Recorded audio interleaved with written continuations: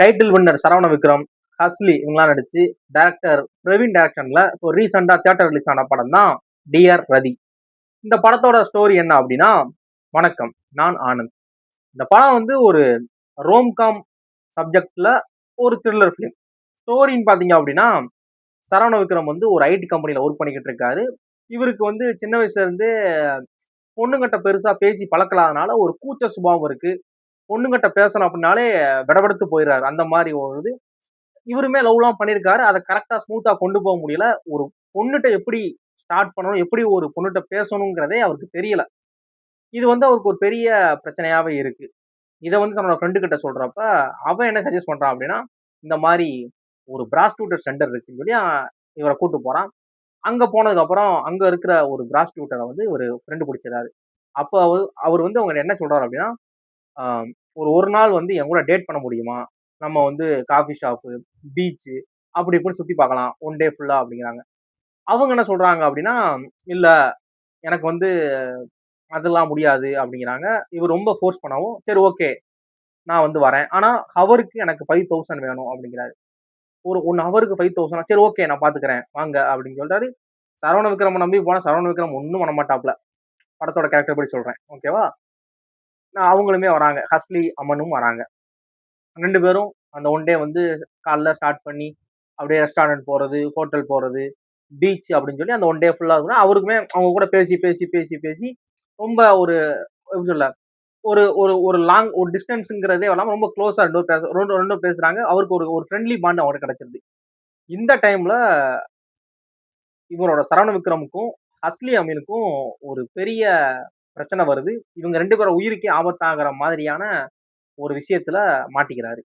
ஹஸ்லி அமீனுக்கு பின்னாடி ஒரு பெரிய பேக் ஸ்டோரி இருக்கு. அவங்களோட உயிருக்கு ஏற்கனவே ஆபத்து இருக்கு. அதுல இப்ப சரவண விக்ரம் மாட்டிக்கிட்டாரு.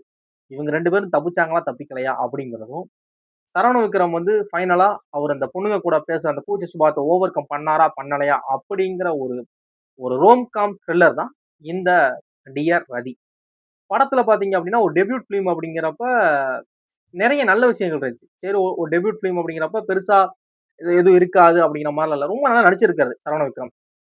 சரவண விக்ரம், அந்த ஹஸ்லி அமீர் இது தவிர்த்து படங்கள்ல வரக்கூடிய சின்ன சின்ன ஆர்டிஸ்ட் கூட அவங்களோட நடிப்ப ரொம்ப நேர்த்தியா பண்ணியிருக்கிறாங்க. டைரக்டரோட ஸ்டோரி சூப்பரா இருக்கு. யோசிச்சு பாருங்களேன். ஒரு ஐடி எம்ப்ளாயியும், ஒரு பிராஸ்டியூட்டரும் டேட் பண்ணா, அதுக்குள்ள ஒரு ஒரு காமெடி த்ரில்லர் எப்படி இருந்தா எப்படி இருக்கும்? அப்படிங்கிறது தான் அந்த படத்தோட ஸ்டோரியே. இது ரொம்ப என்கேஜான ஸ்கிரீன் பிளே குடுத்திருக்காரு. படத்தோட நெறைய காமெடி, படத்துல வரக்கூடிய நெறைய காமெடி வந்து நல்லா ஒர்க் ஆச்சு. நான்லாம் ரொம்ப என்ஜாய் பண்ணி சிரிச்சேன். அது மாரி படத்தோட மியூசிக் ஸ்கோர் வந்து ஜோன்ஸ் ராபர்ட் பண்ணியிருக்காரு. அவரும் ரொம்ப அவரோட ஒர்க்க வந்து ரொம்ப பிளசன்ட்டா பண்ணியிருந்தார். ஒரு இடத்துல வந்து அந்த ஒரு இடத்துல சீன எக்ஸ்பிளைன் பண்ண பயமா இருக்கு. ஒரு இடத்துல பார்த்தீங்கன்னா, பேக்கிரவுண்ட்ல ஒரு வைபா ஒரு ஒரு மியூசிக் பேக்கிரவுண்ட் ஸ்கோர் போட்டுருப்பாரு. அதெல்லாம் செமத்தியா இருந்துச்சு கேட்கிறப்பவே. அது மாரி படத்தோட படத்துல வந்து சரவண விக்ரம் வந்து ரொமான்டிக் போர்ஷன் இருக்கு. அவரோட ஆக்டிங் வந்து ரொம்ப நேச்சராவே இருக்கு. அதெல்லாம் எந்த வித இதுவுமே இல்ல.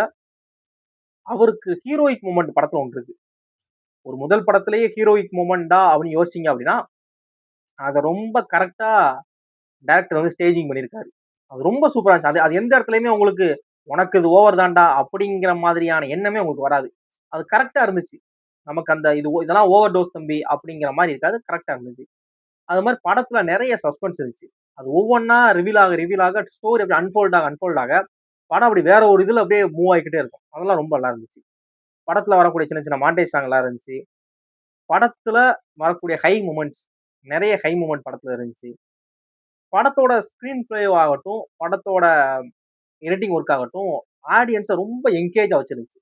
எந்த இடத்துலயுமே என்ன அப்படிங்கிற மாதிரி இல்ல. ஒரு ஃபோன் எடுக்கலாம், ஒரு போர் அடிக்கிற ஃபீல் வரல. எனக்கெல்லாம் படம் எந்த இடத்துலயுமே லேகுங்கிற மாதிரி ஃபீலே வரல. அடுத்தடுத்து ஏதாவது ஒண்ணு இருந்துச்சு. படத்துல நெறைய குட்டி குட்டி சஸ்பென்ஸ்லாம் இருந்துச்சு. குட்டி குட்டி அழகான விஷயங்கள் இருந்துச்சு. சரவண விக்ரமுக்கு வந்து அவரோட பாஸ்ட் லைஃப்ல இதெல்லாம் பண்ணணும்னு ஒரு ஐடியா இருந்திருக்கும். ஒரு அவரோட விஷ் லிஸ்ட்ன்னு சொல்லி. அதெல்லாம் அவங்க ஹஸ்ரி அமீன் வந்து அதெல்லாம் சரி பண்ணுவாங்க. அதெல்லாம் ரொம்ப சூப்பரா இருந்துச்சு. ஒரு ஒன் டே நடக்கிற டேட்ல இவ்வளோ நல்ல நல்ல விஷயங்கள ஆட் பண்ணியிருந்தாரு டைரக்டர். டைரக்டருமே ரொம்ப அருமையான ஒரு ஒரு ஸ்டோரி, ஸ்கிரீன் பிளே, ஒரு டைரக்ஷன குடுத்திருந்தார். அவருக்குமே ஒரு ரொம்ப இதா சரவண விக்ரமே அவரோட நடிப்ப ரொம்ப அருமையான ஒரு இத குடுத்திருந்தாரு. ஓவராலா ஒரு நல்ல படம் பார்த்த சாட்டிஸ்ஃபேக்ஷன் எனக்கு இருந்துச்சு. நிச்சயமா அந்த படத்த நீங்க தியேட்டர்ல பார்த்தீங்கன்னா, எந்த இடத்துலயுமே உங்களுக்கு போர் அடிக்கிற மாதிரியோ, படம் லேகோ அப்படிங்கிற ஃபீலே ஏற்படாது. முழுக்க முழுக்க நீங்க அந்த ஒரு 2 மணி நேரம், 2 1/2 மணி நேரத்துக்கு நல்லா என்டர்டெயின் ஆவீங்க. ரொம்ப ஒரு ஒரு ஃபன்னா இருக்கும் படம். அது ஷூரா சொல்லலாம். படத்த பாருங்க. படம் உங்க நியர்பை தியேட்டர்ல அவைலபிளா இருக்கும். படத்த பார்த்தவங்க இந்த படத்த பத்தின உங்களோட கமெண்ட்ஸ மறக்காம ஷேர் பண்ணுங்க. தேங்க்ஸ் ஃபார் வாட்சிங்.